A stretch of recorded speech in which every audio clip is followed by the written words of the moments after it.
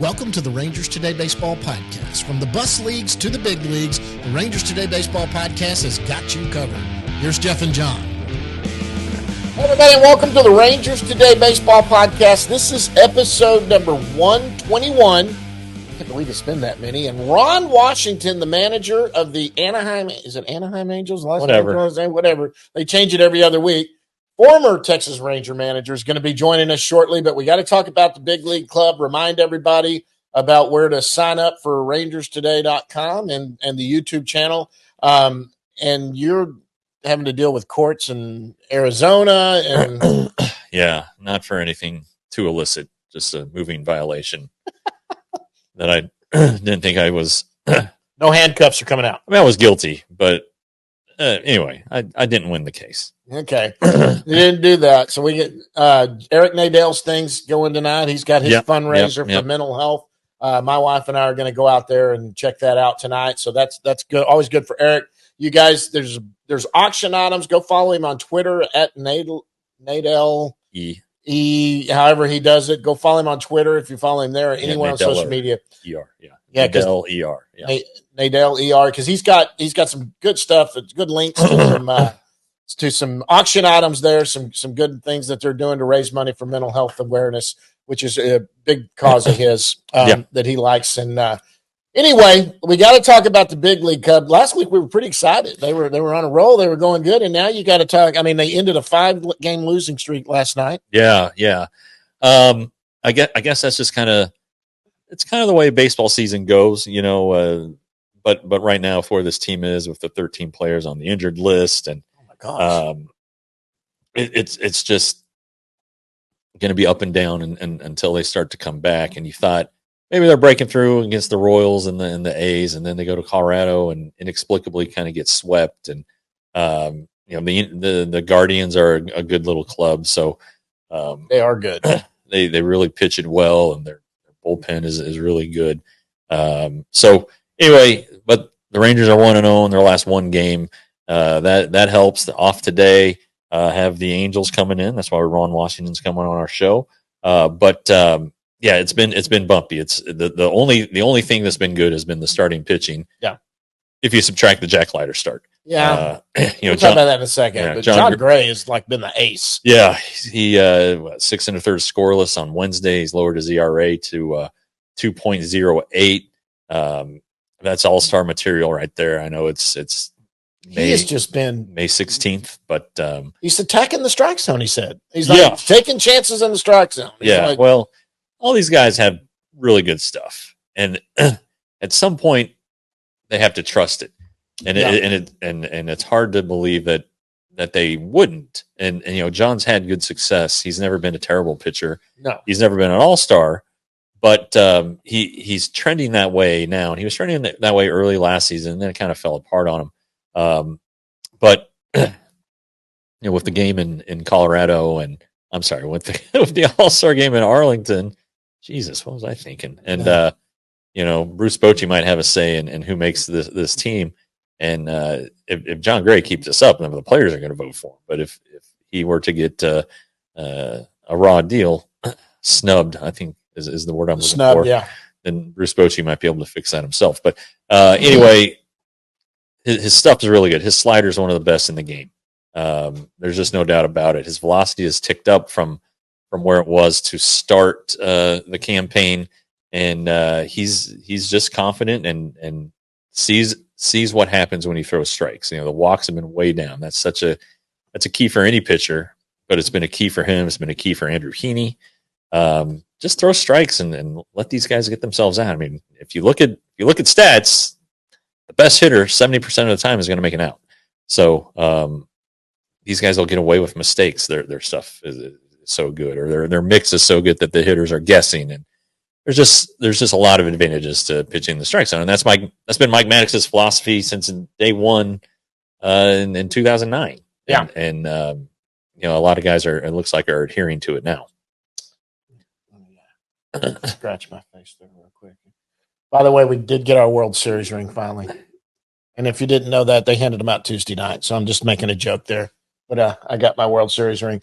But one thing about this team right now, where last year offense really carried them a lot of the season, the offense has struggled a little bit right now. They're starting to come around. I mean, I tell you what, somebody that's come off the IL and just been outstanding has been Nate Lowe.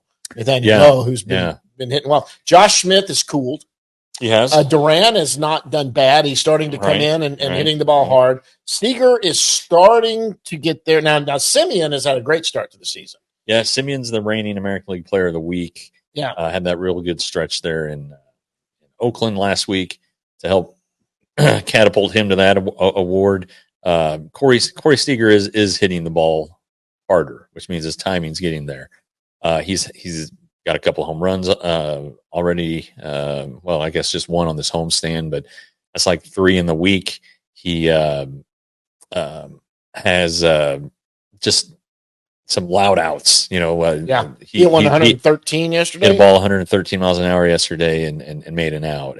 But he's doing that a lot. He also had one in the game. I think it was 106 that was an out. So that's how you know that Corey Seager is getting close. And once he's there, we know what can happen and what it's going to look like. Adolis Garcia, he homered last night. Simeon hit the home run in the 5th. Garcia in the 6th, and same thing with Adolis. He's in between right now. He really struggled, let's say, the last 14 or 15 games. Some progress was made, though, I thought, the last 3 nights. So that's good. I mean, if you're not going to have Josh Young in your lineup, if you're not going to have Wyatt Langford and Evan Carter, who should be back Friday, your guys can't struggle, and that's just kind of what's happened here. But things are heading in the right direction with Evan. He had the shots in his back. He was doing baseball stuff yesterday, off day today. He thinks he'll be ready to go without a rehab assignment tomorrow. So he never went. He never went on the IL. That's right. So he can't go on a rehab assignment. He can't go on a rehab assignment. So that's good. And look, right now, I mean, if you're an opposing pitching staff, it looks like right now your game plan should be to load the bases and go from there, because that's where this team has kind of had some struggles. Yeah, that's pretty crazy. They have just been a bit, and with less than 2 outs. Yeah, but if you look overall at their numbers with runners in scoring position, they're pretty good. Yeah, so but I'm making a joke. I know, but it's I mean, it's legit. It's one of those things. I mean, it's weird just very stats strange. that get you sometimes. Yeah. It's like crazy that. Yeah, but I tell you what you see though. You see a team that if they would get completely healthy and everybody going, I mean, look, nobody's ever, no team ever has everybody going at the same time. I mean, there's always somebody that's going through a little, but boy, the injuries have killed this team. They just got so many guys out. And really, you can make a real good case that the biggest one is Josh Sborz. With him not able to pitch late in games, that pushes everybody else up in the order. Yeah. So that's what you get, like last Friday at Colorado. Yates and Robertson were not available, so Jose Leclerc had to be the closer, which meant that Grant Anderson and Yuri Rodriguez had to pitch the 8th inning. Had to get him there. Yeah. It did not go well. No, it didn't. But these guys have to contribute. This is the best. They're the best of what's left. And they did a nice job behind Jack Leiter the other night with Hernandez pitching really well and Yuri Rodriguez pitching well. They did a nice job. So it's but now you need like a Cole Winn to do well. Latz has been okay. Our guest a couple weeks ago, but he's had his moments too where he's had control problems. And that's been his problem. They're all going to have moments, but the point is that with one less trusted arm back there to go with, guys will be pitching in situations they're not accustomed to, and until they get accustomed to them, you're going to see some shaky results. It comes down to confidence and trust. The Rangers put these guys on the staff because they throw darn near 100 miles per hour, and when they're in the strike zone, they get double plays, they get strikeouts, right. But you still have to make quality pitches. And the pitch that Yuri Rodriguez threw last Friday to Charlie Blackmon that ended up being the winning hit for the Rockies. was a fastball right down the middle. It was grooved. I mean, that thing was grooved right now. Charlie Blackmon's old, but he's still going to hit that ball. And I might could have hit that ball. So 100 miles an hour, no, but geez. So hopefully those outings on Tuesday did well. Did Hernandez and Rodriguez some good. They were pitching behind Jack Leiter, who was not good at all. The worst of his 3 outings. Not that any of them's been much to write home about, but he was. I still contend he wasn't terrible his first time. Thought he was better the second time against the A's. This time he just lost. Well, the first inning he was throwing a lot of strikes. Yep. Just he wasn't able to put anybody away. Yeah, that one guy fouled off. There's an 11 pitch at bat in there. Yeah, and that, and then the rain. So Jack gets the third out, going to the dugout, and Rangers are out of it. It's a 9-pitch inning. Yeah, like 6 and he needed to he needed a little more of a breather, so he comes back out. Can't find the strike zone. He hits both guys to start each inning on 0-2 pitches. The home run he gave up that was his last pitch was he had 2 strikes on Josh Naylor. That comes down to execution. Maybe it came down to trying to do too much with 2 strikes, trying to wipe these guys out. But it wasn't good enough. It wasn't good enough to hang around. Sean Anderson has been recalled. I think he started the year in independent ball. But he's pitched great for Round Rock. I mean, there's no denying that. You said something about him 3 weeks ago. Yeah. His rookie season was 2019 with the Giants, and that was Bruce Bochy's last season with the Giants. So I know it's a long time ago, but there's some familiarity there. And he may start, he may not. The off day today, the off day Monday. Chance to shuffle up the rotation a little bit, skip or at least push back that Leiter spot in the rotation, and maybe it is this Sean Anderson who ends up filling that. There's a chance it's Dane Dunning because Dunning has thrown bullpen sessions. He's going to throw on Friday. He's going to throw on Sunday. I don't know if they would want him to throw a live batting practice. He hasn't been out that long. Would they not send him on a rehab? He's not going to a rehab assignment. I think he's going to come back without needing a rehab assignment. He's not been on that long. He hasn't been hurt that long. Yeah. He's started throwing on Sunday in Colorado. Okay. So there's a chance that he could be back on this next road trip, at which time they might be able to maneuver things around, shuffle things around with the 4 starters they have to get to Dunning. That way it keeps Anderson and Leiter can't come back, but it would be Anderson and keep him out of the mix. So we'll see, but it's not going to be Jack Leiter. I don't think it's going to be Jack Leiter for a while. I think that he has to go down there. Really, they told him you got to throw your fastball to all quadrants. He likes to throw his fastball up in the zone, but he needs to be able to land it lower in the zone because if hitters know that he's going to be missing up there, and that's the only place the fastball is going, they don't even have to think twice about swinging at it. So, just some things he needs to work on. Putting away hitters is a big one.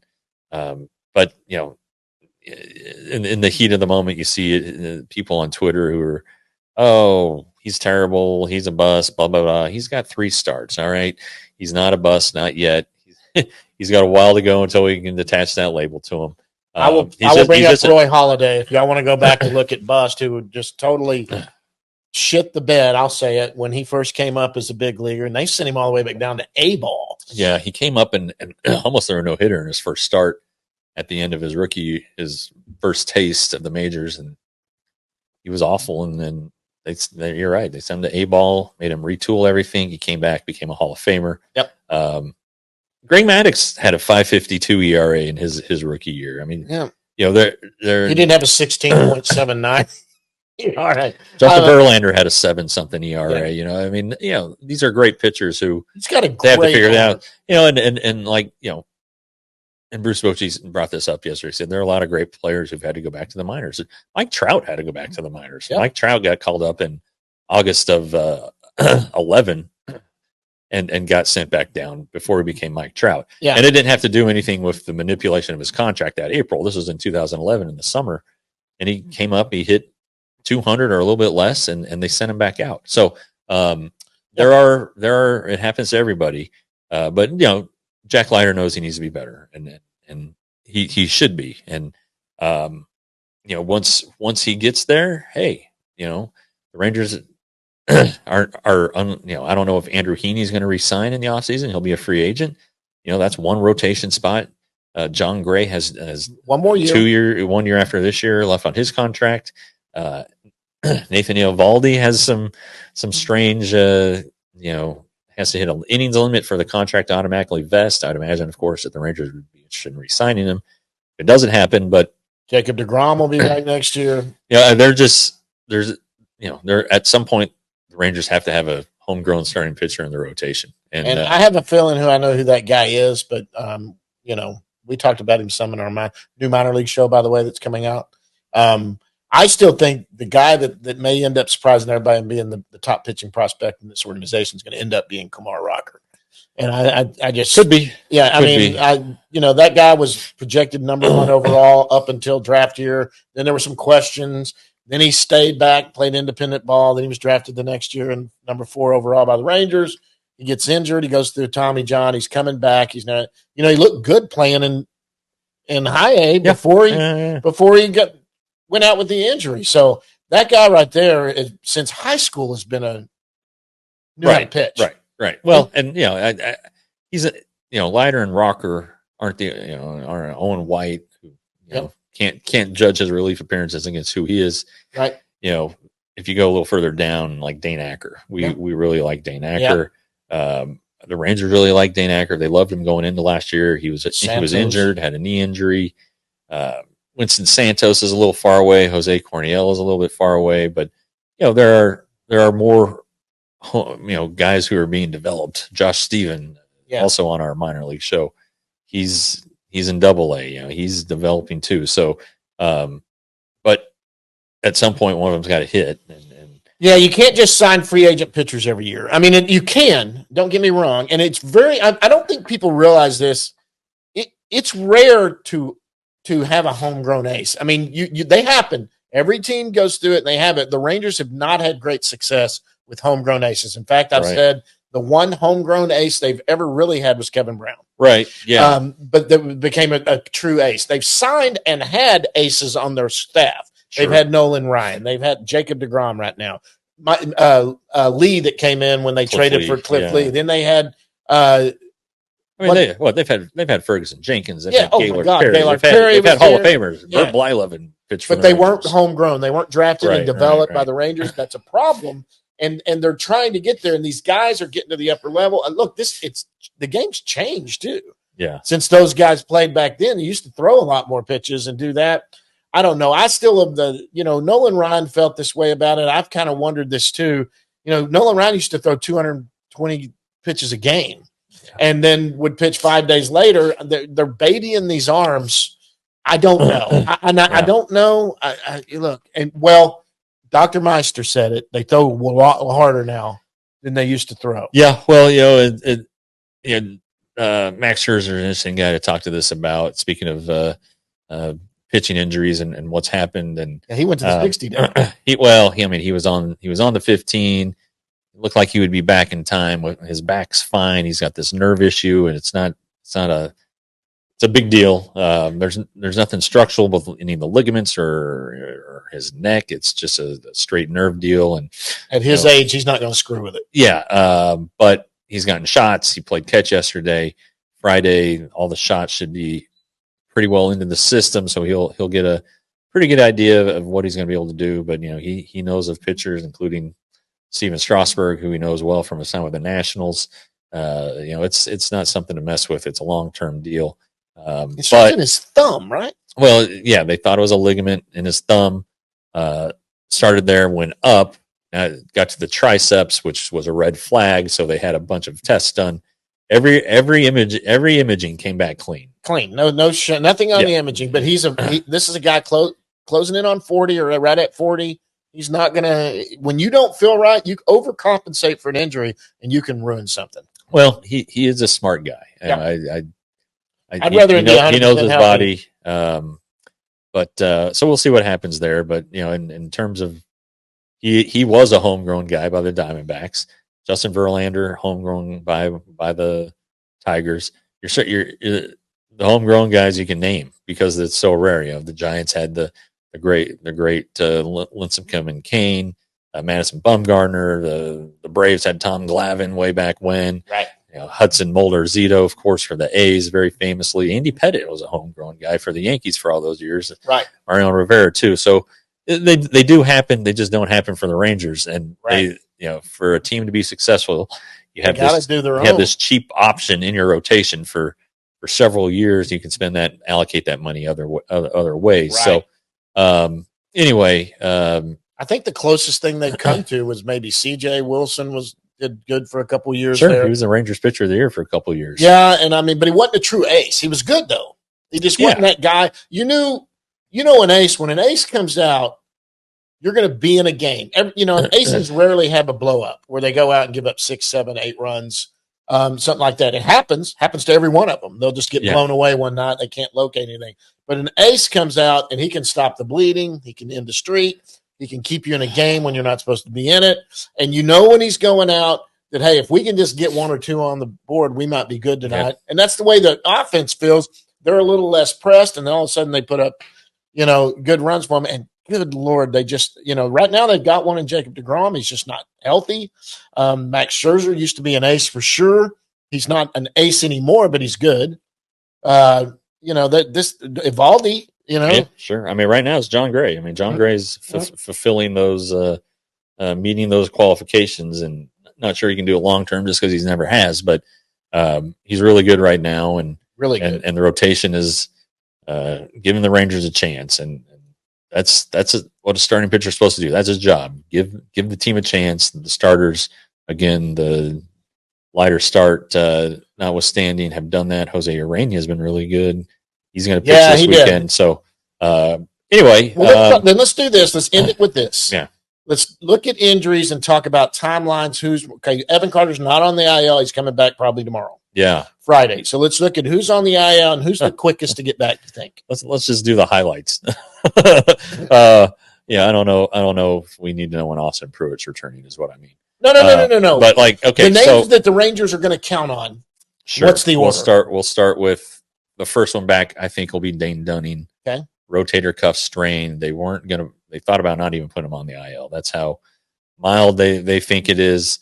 He's throwing bullpen sessions. He's got a chance to come back on this road trip next week. Nathan Eovaldi, he has his good days. He has his bad days. He has been thrown. He's thrown off a mound twice. Once wasn't good. Or not really thrown, just gone up on a mound and tried it. First time wasn't great. Last time was great. So it's kind of one of those deals with his groin that you just got to kind of let it heal up a little bit more. The groin can mess up your arm and shoulder. Could be a couple weeks, but he's kept his arm going. Cody Bradford, he'll be out a little longer because once the back is ready, he's going to have to be built up again. He's going to have to go to rehab. He's been out too long. Yeah. Josh Spores, second time with the rotator cuff. He said that he's now in the penalty box. So this one's going to be a little bit longer. It's not anything that's going to keep him out like 3 months, but they are going to rest. They're going to be cautionary. They're going to get it right this time. Wyatt Langford is now in Arizona at the complex there in Surprise. Say hello to Sergeant Hill if you get pulled over by a motorcycle cop. And he's going to be there to play his, to finish off the rehab from the hamstring strain, which isn't bad. He's been doing a lot of stuff with the Rangers. They're going out of town next week, so they're dispatching him to Arizona where he can get some good treatment and personalized attention. And then he'll play in some complex league games, and that might be the end of his rehab. So maybe more like that Arizona Diamondback series after the next road trip, those 2 games, let's say the 29th and 30th, I think, of May. He could target those. If not, then definitely that little 3-game trip to Miami. And then Scherzer, who we just talked about, we don't know. He's on the 60-day injured list. Mahle is throwing all of his pitches in bullpen sessions. He's in bullpen sessions, so he's coming off a mound. He is throwing off a mound. He should be in still the mid-July range, still a couple months. He'll get to the point where he gets to throw some live batting practice, and then we'll graduate to games. But it'll be like a spring training buildup. It'll be very gradual. An inning, then he'll go 2 yeah. innings, and then he'll throw 40 pitches. And Jacob deGrom has gotten to 120 feet, which he has to do for 2 weeks, and then he will do a deload for a week or two, and then build back up, and then start on a mound. So he's getting close. He's going to start traveling with the team if he hasn't already. Brock Burke is still in Arizona after punching the door. He had to have surgery, so that doesn't seem, his return does not seem imminent. I don't think I'm missing. Oh, Josh Young. Josh Young, of course, is doing all things in the field. So he's throwing, taking ground balls, stuff like that. He has not hit yet. So that's the big one. And that is probably a couple weeks away.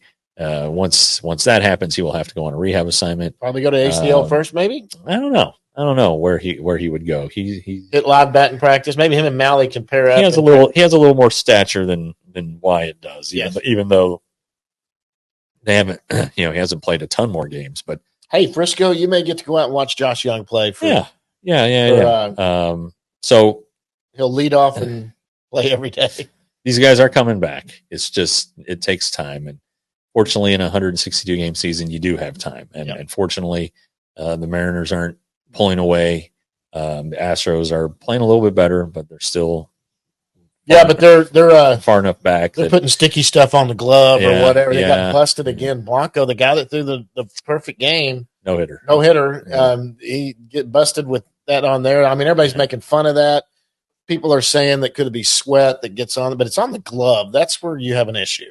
I mean, my sweat's not that sticky. It's not sticky enough where it's gonna give me an extra 100 revolutions on my spin rate. It's. I think everybody tries to get away with as much as they can. And then another issue that Max Scherzer is passionate about is that it's too hard to grip the ball, and just a little something would be beneficial. He thinks for injuries, not just for not enough to change the stuff, but enough to help pitchers avoid injuries. So that's an interesting guy. I tell you what, Max Scherzer hasn't been with this team for a year, but now that we're getting to know him and he's getting to know us, he's pretty entertaining to talk to. You can try to get him off the record. We'd like that. And that if he's going to keep being hurt, we might as well. But I almost asked him today because we were joking around yesterday. He's like, I'm not going to know anything until Friday. I said, okay, well, I won't text you on the off day. So, well, I'm not going to be doing anything. I almost said, well, just come on our podcast. But we got Wash lined up, and Wash is always a personal favorite of mine. My first manager when I got into this racket, and so he's got a new job. So let's get him on. Yep, we've already had him on once, but this time he's got a new gig. So we'll talk to him about that. Ron Washington coming up right after this, guys. So the guest segment's brought to you by the Round Rock Express. Jeff, what's going on in Round Rock? Well, Round Rock is home for the weekend against the Reno Aces. They're the Diamondbacks affiliate, pretty good. Tonight, Friday night, they're going to be having the Chupacabras de Round Rock jersey giveaway. All sizes XL, so big or large, that's what you're getting. Also, fireworks on the 17th. Saturday, the 18th, meet Bluey and Bingo. Always like Bluey.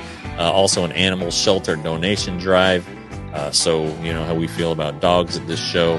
And then the game highlight is Saturday at the ballpark. Sunday the 19th. It's Kids Day. Free inflatables and train rides for children outside the ballpark before the game, and kids run the bases after the game. Then they're coming back to town on the 28th against the El Paso Chihuahuas. So if you can't get them this weekend, you can get them the week starting the 28th. At more information, milb.com/round-rock. All right, guys, and joining us right now from his house, he still has a house in Arlington. It's Los Angeles Angels manager, former Texas Ranger manager, Ron Washington, who we always love to have on. Wash, how are you, sir? I'm doing extremely well. I'm blessed to be able to be doing what I do. Hey, so you guys had a game last night. What time did the bird land? What time did you guys the bird landed about 4:30, 4:45.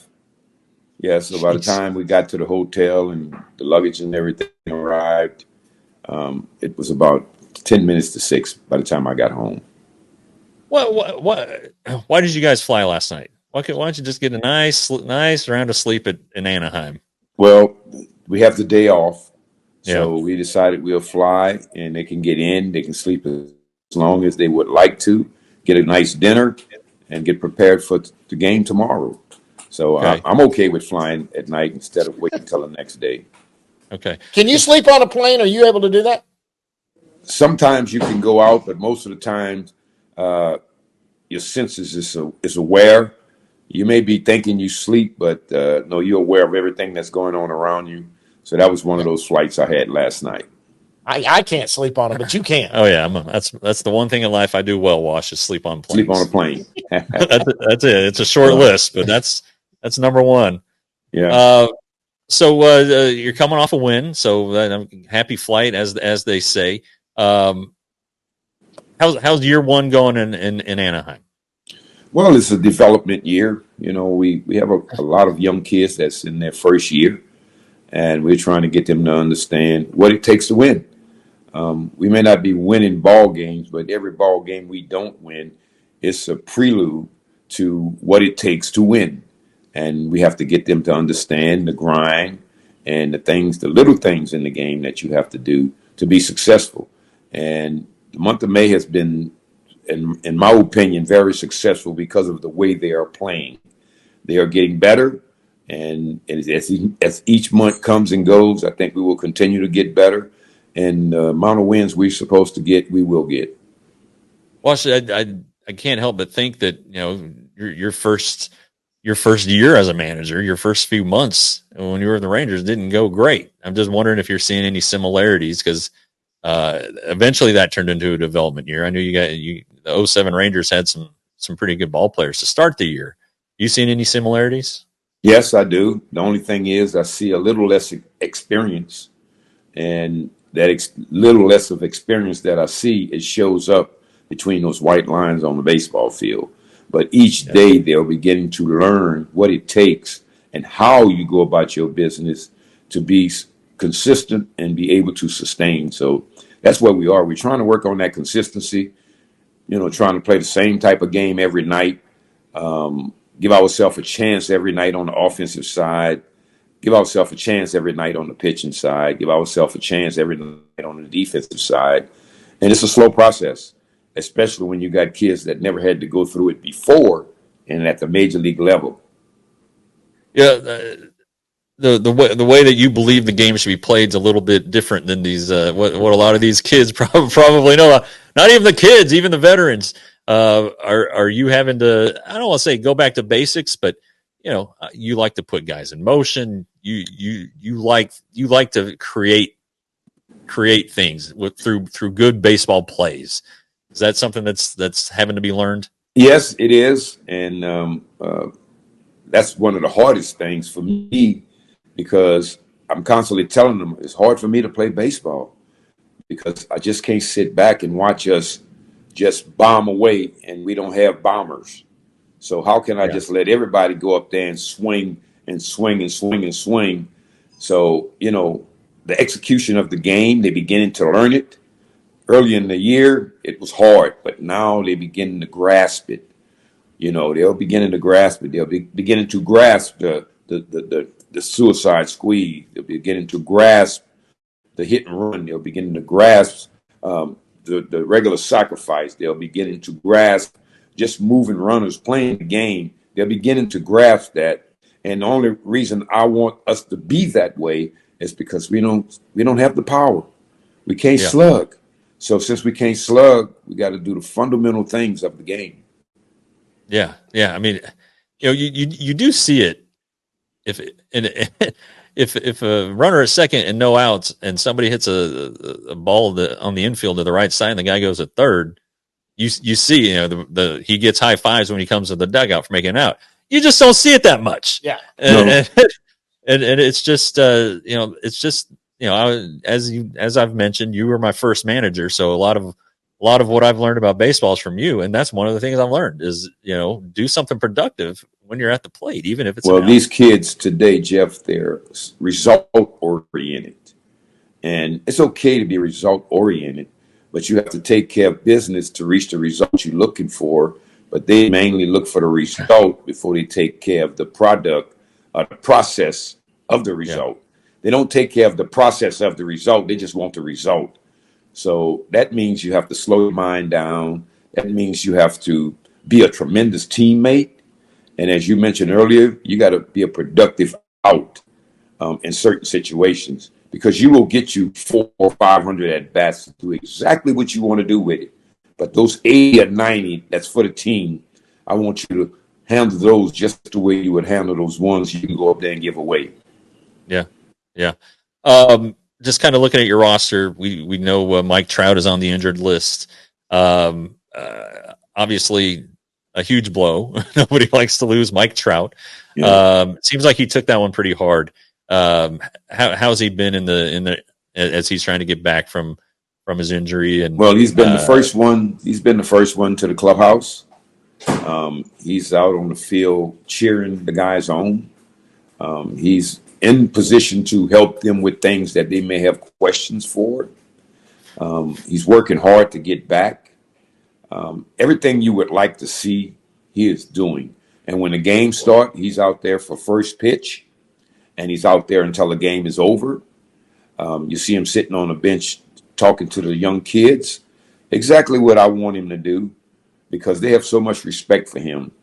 And we've lost Anthony Rondon, who was definitely on his way back. He was starting to play the game the way people envisioned him playing it before he would say something and they would make a big deal out of it. But he was there with his mind, body, and soul. And he's another one that's there right now doing the game, standing around, talking to the young kids and giving his wisdom. So that's a lot we've lost. But the games continue. We got it on the schedule, and we will play it. That's right. And we will play it to the best of our ability. That's another Ron Washingtonism I remember is, they're not baseball. The commissioner's not going to stop the season just because you guys have some injuries. You got to go out there and figure out a way. We got to figure it out. And they are. Good. Again, I think you will like the way we play.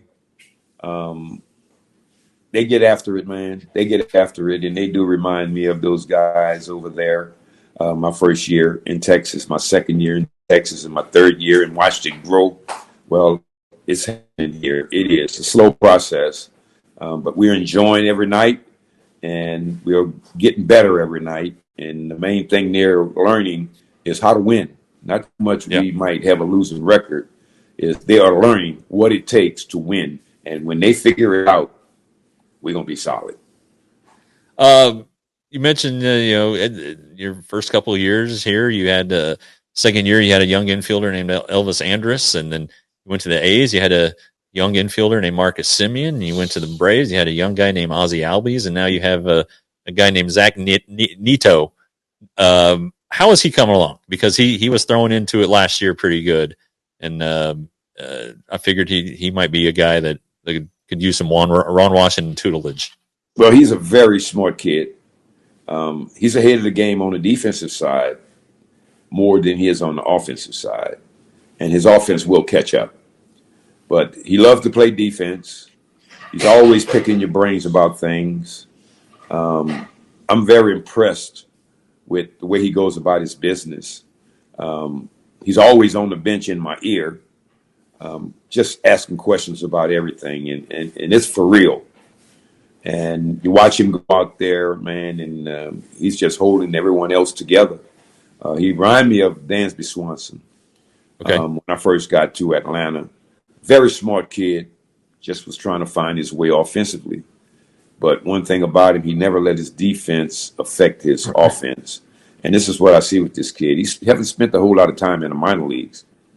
And he did get some education about the game of baseball from the small college that he came from. So, he was in good hands, and now he's in even better hands. And we're certainly looking forward to watching him grow this year and many years in the future. Yeah, and then another point I want to ask you about, because we're very familiar with him, is Willie Calhoun. Mhm. I know I saw him at AAA during a Scherzer rehab start. Didn't get a chance to talk to him, but I mean, you got him right in the middle of your order. I'm just wondering, what do you see from Willie? Well, I think what you're seeing from Willie is growth. All the time that he spent in Texas trying to figure out who he was, he finally figured it out. It took a while, but he finally figured it out. He knows who he is. He knows what he can do. And now all he talks about is doing what he's capable of doing. Because I talked with him and he told me when he first came to Texas, he came from the minor leagues where he was hitting 30 home runs. So he tried to be a home run hitter. And no one could tell him any different because he knew everything because he just hit 30 home runs. Well, he had to learn the hard way. You know, he had to take the knocks. He had to look at himself in the mirror and realize that he could be home for the rest of his career if he don't start taking advice and start applying it and start applying the things that he learned from failure. It's not so much from success. It's from failure. And where he is right now is in a good spot. He tries not to do more than he's capable of doing. And we're very fortunate to have him. And he is hitting in the middle of my lineup. And he's been very consistent since we brought him up. But more than anything else, his education that he got in Texas, his education he got with the Dodgers, his education he got with the New York Yankees, his education of all the teams where he's been, he's finally starting to put all that education from everywhere he's been and learn baseball together. Well, that's and good. I'm glad that I'm reaping the benefit. Well, I mean, I think based on what you just said, he would tell you he was immature. I mean, he did not handle some situations very well when he was with the Rangers, and he told me that.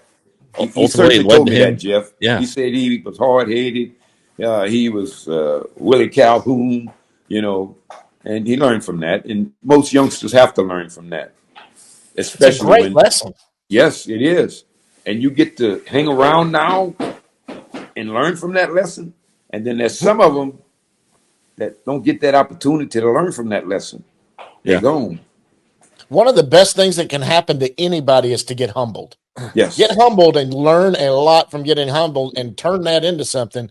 Boy, some of your best players or best in life, period, can come from being humbled. Well, that's where Willie is. I mean, he really is. He really is. He's in a good spot right now. And I tell him every day, don't start thinking. Don't start trying to think you need to do this, you need to do that. You're in the best spot you could be in right now, mentally and physically. Just take it and ride it as far as you can take it, man. Because as soon as you start to get in your head, it's going to go in a different direction. Right now, it's not in your head. You know what you're doing. Keep doing it. All right. Well, we're looking forward to seeing the games. We are. The Rangers are scuffling a little bit. They're not hitting, and Marcus, your guy Marcus got it going last night. They're pitching the ball well. Starting pitching's been pretty good. Yeah. The offense, it seems like it's kind of just a ticking time bomb. I'll tell you what. You look around baseball, that's happening everywhere. Yeah. I don't know what the reason is, but in my opinion, it's certainly not the pitching, because the pitching I see is just as bad as the offenses I see. but it's happening all around baseball. It really is. Yeah. I mean, it's just one of those things. So you got to have patience. Now you have to have patience. If you don't have patience, then you're not going to get what you're looking for. You got to have patience, because majority of the superstars aren't being superstars. Yeah, you're right. Yeah, the way they all the way through the league. Yeah. And I get the stats every day, and I only check the stats to see who's doing what, where. And I noticed that it's down as far as the stars go performing. But now you got to go on their history and be patient, knowing that at some point they're going to catch up. And another thing, it's only the second month of the season. Right. So if they go off for the next 4 months, it would be worth it. Yeah. It just took them 2 months to get started. Well, there is, I believe in the cold weather theory that guys needed to be warm. Yeah. You always said it's 100 at bats at least till you can get going to know what you're going to be doing this year. And I think like Corey Seager is one of those superstars. Aaron Judge is one of those guys, and he had 4 hits last night. I think Seager's starting to come around, and but yeah, you're right. Bruce Bochy mentioned it yesterday when we were talking to him. He said it's not just the Rangers; it's everybody. It's everyone. It is, and I was having a conversation with my first baseman Shanuel yesterday about Goldschmidt. So I say, look at him, a superstar, but he's struggling big time. And he said that he can't seem to find it. I say, but look where he is every day. The 3 days they was there, I say, look where he is every day. He's out here grinding, trying to find it. And when he find it, he will run with it for the rest of the year. Yeah. What I'm trying to get you young guys to understand, even the best in the business struggle. Look at the back of their card. They have a year where they struggle. And right now, this is Goldschmidt's year. But he's not crying about it. He's out there working at it. Right. And he may be overworking, Sure. but he's trying to get it right. And he's trying to get it right not only for himself, he's trying to get it right for his teammates because they rely on him. And if he's not performing, it's the St. Louis Cardinals aren't going to be playing baseball the way they want to play baseball if a Goldschmidt and an Arenado is not performing. No, that's the truth. John, what do you got for Wash? Oh, just a couple of fun ones. Last time we talked to Wash, we talked about it, high school, growing up, getting into baseball. We'll do some more fun stuff this way. I had one question. I kind of put it out, and there was one person had a really good question. They wanted to know, who is the best player you've ever coached? Who is the best overall athlete you think you've ever coached? Wow. The best overall athlete that I've ever coached has got to be Josh Hamilton. I thought it might be. I know you're with Mike Trout, who's an unbelievable, exceptional athlete, too. But I was able to be with Josh for 5 years. I just got with Mike. I know what Mike was, looking at him from on the other side. Yeah. I haven't had a chance to really see the full Mike yet because he got hurt. But I also seen flashes of what he can do. But I've seen Josh Hamilton consistently do things that was unbelievable. It was natural to Josh, wasn't it? He was just yes, kind of it was. Natural. Yes, and then the other one, that guy, same person had another question. Who's the best athlete player that you've ever played with? That you were on the team with him, going, "Holy crap, this dude's unbelievable." It's hard to just pick one, but if I had to say one that I actually played with, it'd be Kirby Puckett. Yeah, sure. I love Puckett. Yeah. Puckett's good because I'm a short guy, and I'm thinking if he can do it, then I should have been able to do it. He wasn't supposed to be where he was. He wasn't supposed to. The Minnesota Twins went to see someone else, and Kirby Puckett shined in that game. And instead of drafting that shortstop they went to see as their number one, they chose Kirby Puckett. And the rest is history. I'll tell you, I watched him grow, man. I watched him come to the big leagues and get nothing but singles. And then the next year, he'd get 8 extra base hits. And then the third year, history for the rest of his career. Crazy. The interesting you brought up Josh, because you run into guys, former players, and this organization has a lot of former players hanging around the team, and Josh will come up invariably and they'll talk about a story about he was in the weight room and they were maxing out and thought they were killing it, and Josh just picked up these weights and was throwing it around like it was no big deal. And Josh still lives in the area, and his daughter, one of his daughters, is playing high school softball against David Murphy's daughter.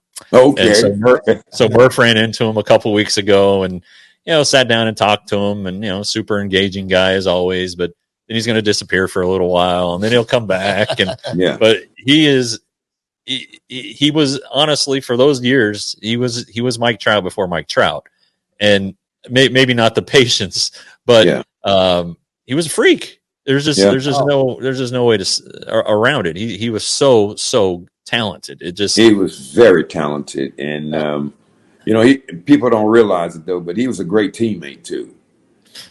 He really cared, and the thing that helped him strive in Texas was his teammates. Sure. They really respected Josh, and they allowed Josh to be Josh when Josh had to be Josh. And, they did things so Josh can feel comfortable. And all they wanted Josh to do was be in the lineup. I remember one day he comes to the ballpark and he said, Skip, I didn't have a good night last night. I said, I don't care how tough your night was. You can have the day off until game time. But at game time, you're in the lineup. Now, all I need is your presence in that lineup. Yeah. With the performance part of it, that's on you. You want to look like a fool on your performance side? You do. But all I care about is your presence in that lineup because you make everybody better just by being in the lineup. And he show up, and on that night, he'll go 3 for 3 or 3 for 4 or 3 for 5. But he really wasn't into it. Yeah. You see what I'm saying? Yeah. And I made him understand there's two different things in a baseball person's career. There's presence and there's performance. Yeah. Your presence is always has to be there with a guy of your stature. Your performance, it'll come and go. But your presence, making people feel comfortable that you are here no matter how you feel or no matter what you do, that's impressionable. And that's who Josh was. He was very impressionable. Just being in the lineup, whether he did anything or not, just being in the lineup. Yeah. Well, I imagine it helped the other guys, too, in the lineup, knowing that knew they had to be careful with Josh coming up, so maybe someone else was seeing a better pitch because they're like, I need to get this guy out so I don't have to face Josh. I mean, that could certainly work. Okay, I'm going to get last one so we can let you go. I know you're in and out. Probably going to need to take a nap after how long you've been. Yes, I will. Okay, so what's your favorite kind of food in the world? Well, if you could have your choice, what is your favorite kind of food? Gumbo. Okay, and does Jerry make it? Yes. Does Jerry make it? Okay. Yes, she does. Yes, she does. So that's what's in it? Is it shrimp? Is it crawfish? What's your favorite? No, it's shrimp, crabs, smoked sausage, gizzards. Gizzards. Yeah, I love gizzards. We don't like gizzards? She don't put crap in her gumbo.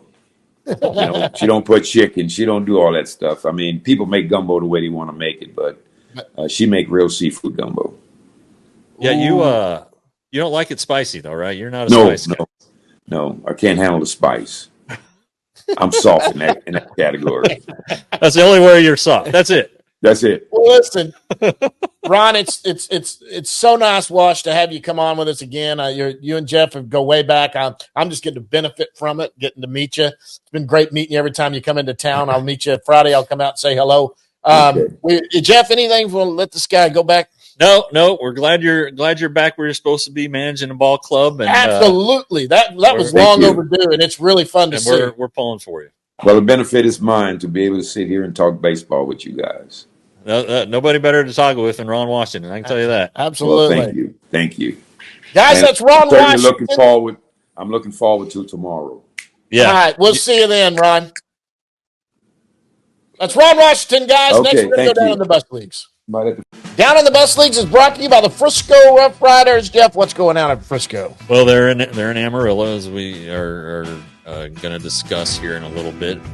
They come back home though Tuesday night, and it's a pretty funny week. They are going to have this week. They're throwing it back. Throwback themes all weekend long, including an appearance from Bowling for Soup. That is Bowling for Soup on the 24th, and this is one that I'm kind of zeroed in on. Don't know if I'm going to make it up there or not, but on the 25th, Efren Ramirez from Napoleon Dynamite. That's Pedro.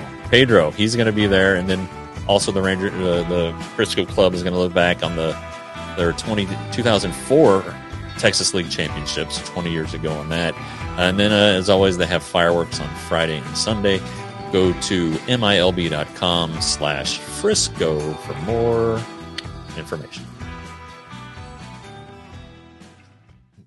All right, a big thanks to Ron Washington for coming on here. Always great when Ron joins us. Now it's time to go. Listen, we're going down in the Bus Leagues. This is brought to you by the Frisco Rough Riders. We're going to continue to go down in the Bus Leagues every week, even though we do have the Texas Ranger Minor League Roundup show, which is going to be twice a month.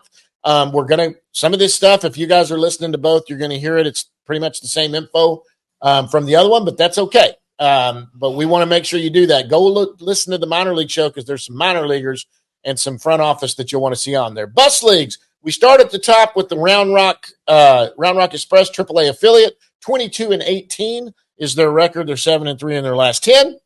And one of their pitchers just came to the big league, Sean Anderson. He's come up.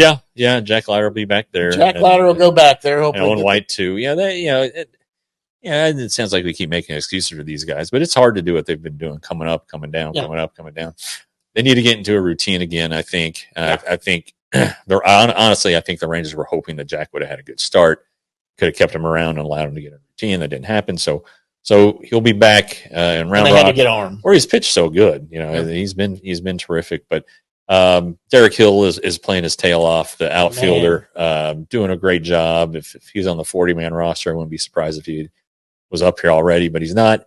So in a pinch, don't you think? I mean, in a pinch, if they really had to go get another outfield, I know you've got what's his name on the 40-man down there, but Dustin Harris. But good God, Hill has played so great. He has, but he's playing every day too.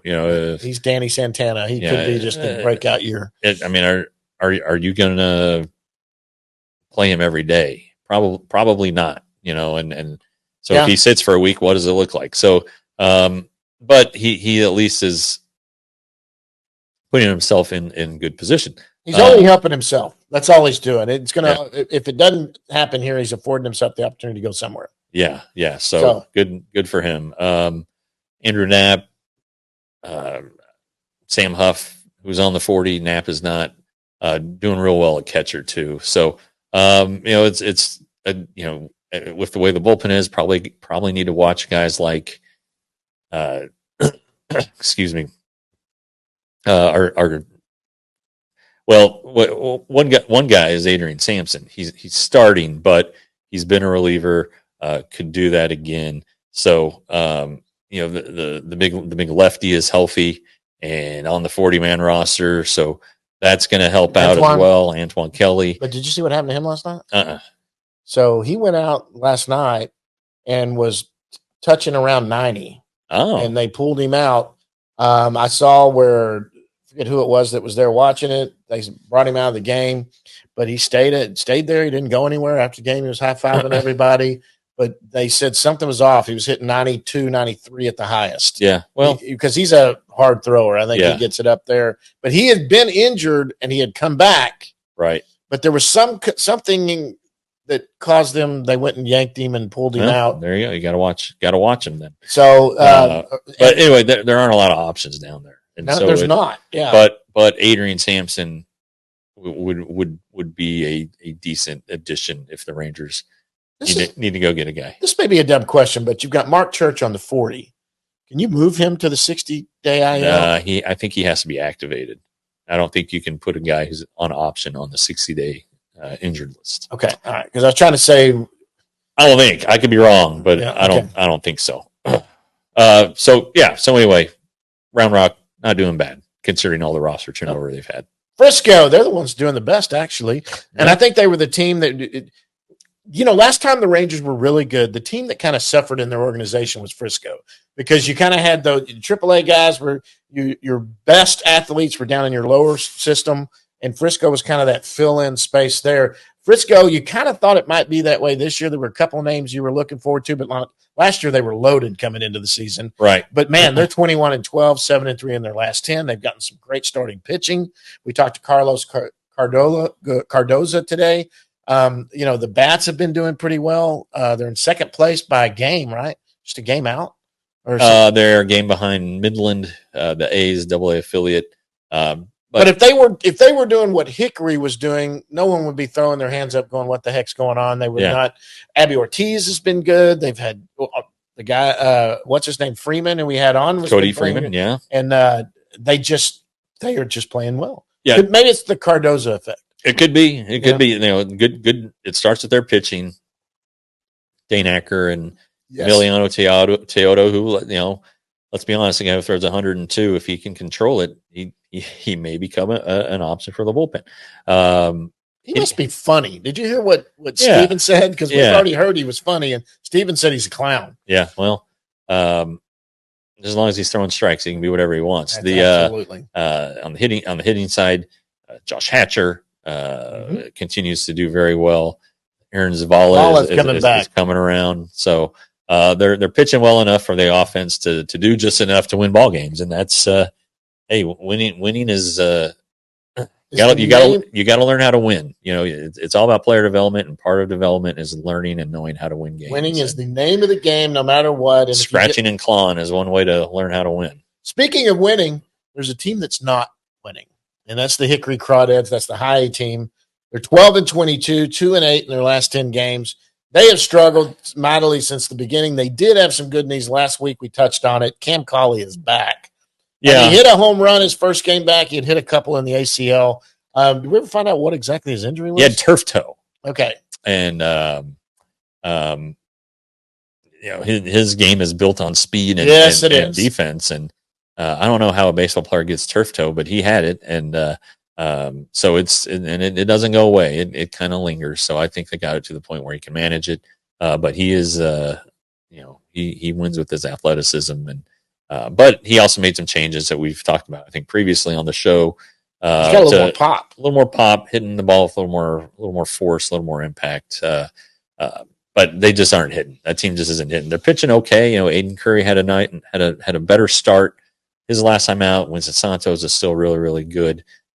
So they have a couple good relievers there. Jackson Kelly's one of them. So you know, yeah, we'll see what happens. But you know, the good news, I guess, in AA and the 2A ball clubs is you have a first half and a second half. So yeah. You probably don't expect them to do anything in the first half. Rosters change too. But you know, second half, start over. I think they're still they still have a chance at the postseason. Well, and down east, you go down to low A. That's the lowest of the affiliates that play postseason ball. They're 16-17, 5-5 in their last 10. There's a couple of guys that you touched on in the minor league show that are maybe close to making their way up to Hickory and getting a little promotion up. I think Glider Figueroa, he has 8 home runs. He's drawn a lot of walks. He's not hitting for great average, but he's getting on base. He's doing the little things, I think, that help out guys in his situation. He's been there. This is his second year now. It might do him some good to go ahead and get promoted, and it might do Hickory some good to have a guy who can hit the ball out of the ballpark. So we'll see about that. Again, the catching's in good shape there with Jose Lopez, who's hitting the ball. He's been hitting the ball really well. Julian Brock, who's the college player last year, who was I think the 8th pick in the draft, or 8th round, not the 8th pick. And you've got your old guys like that, and your young guys. It's a mix. There's going to be ups and downs. Isaac Tiger, is he? Isaac Tiger could be back in mid-June. Jose Corniel will be right behind him. Corniel's on the AA roster. I don't know if that's where he's going to open or not, but you know, Tiger will go to down east at some point here pretty soon, and he could move quick because he's got enough. He's a college guy, right? He's got enough stuff to dominate. Yeah, so. I like him. All right, and if you go to the minor league show, I told my little story about how come I like him. Yeah. I'm going to do it here. That's on the minor league show. So going from there, we go to the Arizona Complex League. They played about 10 games, haven't they? Yeah, 9 games, and they're 4-5. And like we talked about last week, it's going to be a lot of young international players, mostly some young high school guys who were drafted last year, who signed last year, and are going to be making their professional debuts, basically. So a little early to get too excited. Obviously there are some really good players down there, but Jeremy Cabrera, you have Pedro Guerrero, who's not the Pedro Guerrero, but he's of the Vladimir Guerrero bloodline. He's doing pretty good. He only has about 30 at bats, but he's doing well. So anyway, DSL starts, I think, in June. They're going through their extended program right now. So they'll have 2 teams. So Paulino Santana will be one of the guys. He was their top international signee this year, and Curly Martha. Not a ton. It wasn't 1.8 or something. Yeah, it was below 2. Curly Martha. They have some guys down there who are going to be names to watch for sure. Okay. Oh well, and we down east, we talked about. We forgot to talk about Sebastian Walcott, and you talked about it in the minor league. Oh, in Hickory, he's in Hickory. Yeah. Or in Hickory, but he's got some. Hickory, but he's got. You talked to Ross? Is that who you talked about? Yeah, and he's got some numbers that aren't on baseball cards or websites that the Rangers like, those advanced metrics, and in the Rangers' mind, his numbers look better than what they show. Than what they show. He still only got 2 home runs. And one other thing I forgot to mention, and this is terrible, is that Avery Weems, who was on with us not that long ago, he had to have surgery on his finger that was injured, and he may not pitch this year. And oh my God, a big setback for him after Tommy John and coming all the way back from that. So kind of a bummer for that one. I know I hate to end the show on a low note, but I also didn't want to leave him out. So best of luck to him, and friend of the show. And really interesting interview, and you hope for the best for him, and that he's able to keep it together between his ears. Seems like he will.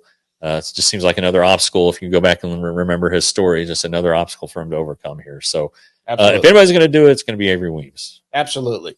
Well, guys, we're going to wind this one down. Do not forget to join RangersToday.com. $5.99 a month, $35 for 6 months, $60 for a year, or because a celebration of our new show that's coming out, email Jeff. He'll give it to you for $48. That's only $4 a month. That's a great deal and this is coverage all year long, guys. Cover them all year long. Some weeks one of us might be on vacation or not, but we've even talked about fill-ins. We'll figure it out. Stuff comes out on the website, and this show is going to keep going out too. Also, hit the YouTube channel. Do that. We needed subscribers. Hit that. It's free. Send it to your friends. Have them hit it. The higher the numbers are, the better we do, and it keeps this thing going, and we get to bring you this stuff. It's been a fun one, guys. Anything else? No, just like John said, $5.99 a month, $35 for 6, $60 for a year. Email me, Jeff at RangersToday.com, and I'll get you in for $48. Absolutely. And don't forget and also, TR Sullivan's putting some good stuff out there. Might do something with TR once a month or so to talk some of those fun stories. Guys, it's been a fun one. Big thanks to Ron Washington for joining us. They've got a busy schedule. They got in late, like we talked about. And good to talk to him today. For Jeff Wilson, I'm John Moore. And until next time, see you at the Yard.